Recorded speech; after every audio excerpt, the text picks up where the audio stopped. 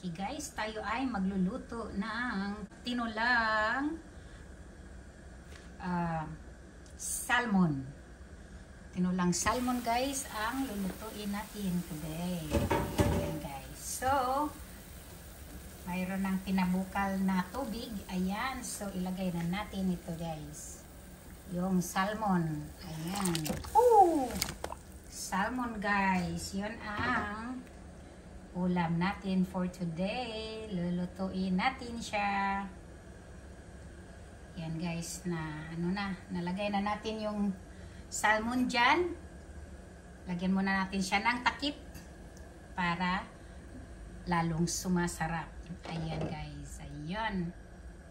Pabayaan natin siyang mag-boil dyan guys. Okay, so ayun, let's wait until mag-boil again. Okay, takpan muna natin siya. Okay guys, bubuksan na natin at saka lagyan na natin siya ng salt. Mga seasoning natin guys, ilagay na natin ang ating salt. Ayan, so ayan ang salt natin guys. Islimit lang natin. Ayan, pampasarap ng ating ulam ang salt. Saka ilagay ko na yung mga gulay ko guys. Kasi ayaw ko siyang ma-overcook yung isda. Gusto ko yan na lang siya. Regular lang guys. Hindi masyadong pa overcook. So, yun. Ilagay na natin yung mga gulay natin. Yan. Yun, ginawa ko guys is yung pichay. Ito yung pichay guys. Ayan yung pichay. Ayan. So, ilagay ko na dyan lahat ang mga gulay ko guys.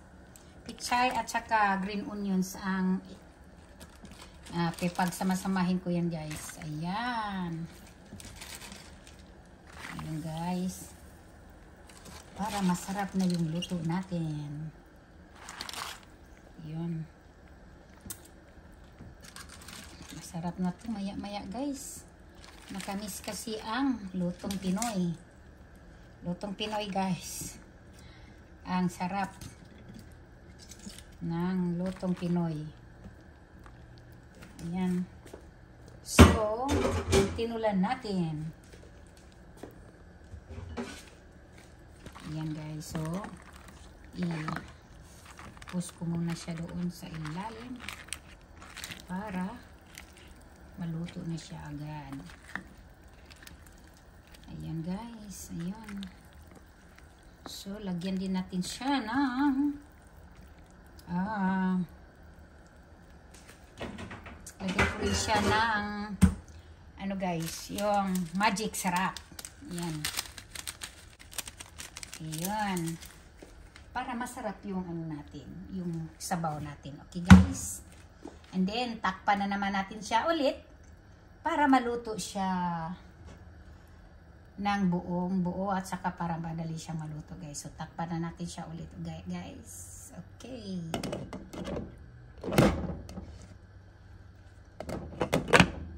Ayan.